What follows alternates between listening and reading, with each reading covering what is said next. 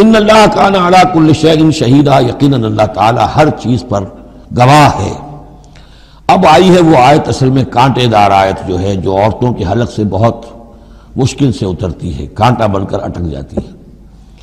الرجال قوامون علی النساء، یہ تمہید تھی ساری، ایک سورہ بقرہ میں تمہید آ چکی تھی، علیہن لہن مثل الذی علیہن بالمعروف وللرجال علیہن درجہ، یہ کہہ کے بات چھوڑ دی۔ آگے آئے لا تتمنوا ما فضل اللہ بعضهم علی بعض، اور مزید اس کے لیے ذہنی جو ہے تیاری کر دی۔ اب آ رہی ہے وہ چیز جو چبھنے والی چیز ہے۔ الرجال قوامون علی النساء، مرد عورتوں پر حاکم ہے۔ یہ میں ترجمہ زور دے کر رہا ہوں۔ یہ قامہ جو ہے، قامہ جب علا کے ساتھ آئے گا تو کچھ اور معنی ہوں گے، قامہ بے کے ساتھ آئے گا کچھ اور معنی ہوں گے۔ قامہ بے کسی شے کو قائم کرنا، کونوا قوامین بالقسط، اسی سورہ مبارکہ میں آیت آ جائے گی، کونوا قوامین بالقسط، عدل کو قائم کرنے والے بن کر کھڑے ہو جاؤ۔ قامہ علا، کسی کے اوپر، سر پر مسلط ہونا، یہ ہے گویا کہ ایک درجہ حاکمیت ہے۔ گھر کے ادارے میں حاکم ہونے کی حیثیت مرد کو حاصل ہے۔ سربراہ خاندان جو ہے وہ مرد ہے، عورت نہیں ہے۔ عورت کو بہرحال اس کے ساتھ ایک وزیر کی حیثیت سے کام کرنا ہے، یہ ہے اس کا اصل رول۔ اسی لیے میں بیان کر چکا ہوں کہ وہ جو نسیان کا معاملہ تھا، اللہ تعالیٰ نے اس کے اندر، چونکہ یہ سیکنڈ رول پلے کرنا ہے اسے یقیناً اس کے جذبات کو تو زیادہ ٹھیس پہنچنے کا امکان رہے گا۔ آدمی کو، ہر انسان، مرد بھی چاہتا ہے میری بات چلے، عورت چاہتی ہے میری بات چلے۔ اب آخر کار کس کی بات چلے گی؟ یا تو دونوں کسی طریقے سے کسی مسئلے میں متفق ہو جائیں، اور عورت جو ہے بیوی اپنے شوہر کو دلیل سے، اپیل سے جس طرح قائل کر لے تو معاملہ ٹھیک ہو گیا۔ اب اگر نہیں ہو رہا معاملہ تو اب کس کی رائے چلے گی؟ مرد کی رائے چلے گی۔ تو کس کو اس سے ایک صدمہ پہنچے گا؟ عورت کو پہنچے گا۔ لیکن اس صدمے کا ہی جو ہے انفلوئنس، اس کو کم کرنے کے لیے سیفٹی والو، نسیان کا مادہ اللہ تعالیٰ نے عورت میں زیادہ رکھ دیا۔ اسی لیے پھر اس قانون شہادت کے اندر ایک مرد کی جگہ 2 عورتوں کو وہاں پر اس کا نصاب رکھا گیا۔ الرجال قوامون علی النساء بما فضل اللہ بعضهم علی بعض۔ اب یہ دوسری بات ہے کہ اگر وہ شوہر حاکم ہو کر ظلم کرتا ہے، ان کے حق ادا نہیں کرتا ہے، تو اللہ کے یہاں بڑی سخت پکڑ ہوگی۔ یہ تو دوسری بات ہے بالکل۔ لیکن یہ کہ جو قانون ہے اسلام کا وہ یہی ہے کہ یہ اختیار دیا گیا، اب آپ اس اختیار کا غلط استعمال کر رہے ہیں، آپ اس کو ظلم کا ذریعہ بنا رہے ہیں، تو اس کی سزا اللہ تعالیٰ کے ہاں آپ کو مل جائے گی۔ بما فضل اللہ بعضهم علی بعض، بسبب اس فضیلت کے جو اللہ نے بعض کو بعض پر دی ہے، وبما انفقوا من اموالہم، اور بسبب اس کے کہ جو وہ خرچ کرتے ہیں اپنے مال۔ اب دیکھیے یہ خرچ کرنے کا معاملہ اسلام میں شادی سے شروع ہو گیا۔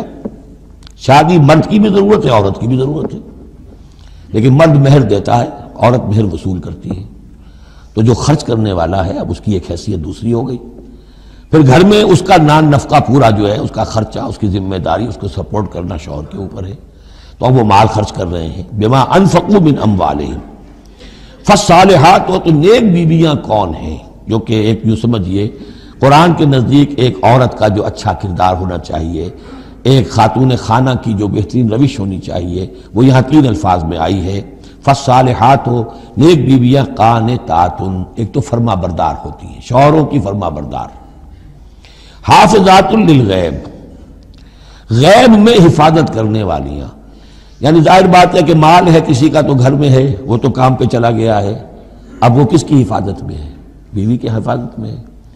اسی طرح بیوی کی جو عصمت ہے وہ در حقیقت مرد کی عزت ہے، اب وہ اس کی عزت کی حفاظت کرے اس کی غیر موجودگی میں۔ اسی طرح مرد کے راز ہوتے ہیں، سب سے زیادہ بڑھ کر جو ہے رازدان وہ تو بیوی ہوتی ہے۔ تو 3 اعتبارات سے حافظات للغیب، حافظات للغیب، غیب میں حفاظت کرنے والیاں، حفاظت کرنے والیاں شوہر کے مال کی، شوہر کے رازوں کی، اور شوہر کی عزت کی۔ بما حفظ اللہ، اللہ کی حفاظت سے، حفاظت ہے تو اللہ کی، لیکن جیسے رازق اللہ ہے لیکن کام تو انسان کو کرنا پڑتا ہے، رزق کمانا پڑتا ہے۔ واللاتی تخافون نشوزہن، اور وہ خواتین کے جن کے بارے میں تمہیں اندیشہ ہو جائے ان کے اندر سرکشی کا، ضد ہے، ہٹ دھرمی ہے، بات نہیں مان رہی ہیں، اپنی بات منوانی ہے، کسی نہ کسی طریقے سے گھر کی فضا خراب کی ہوئی ہے، یہ ہے نشوز۔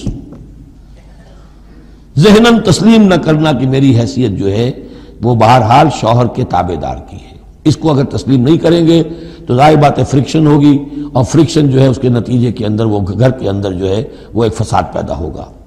واللاتی تخافون نشوزہن فعظوہن، تو ان کو پہلے تو نصیحت کرو، واہجروہن فی المضاجع، دوسرے تنبیہ کے طور پر ان سے تعلق اپنے بستر علیحدہ کر لو، اور ان کے ساتھ وہ تعلق ذل و شو جو ہے کچھ عرصے کے لیے بند کر دو۔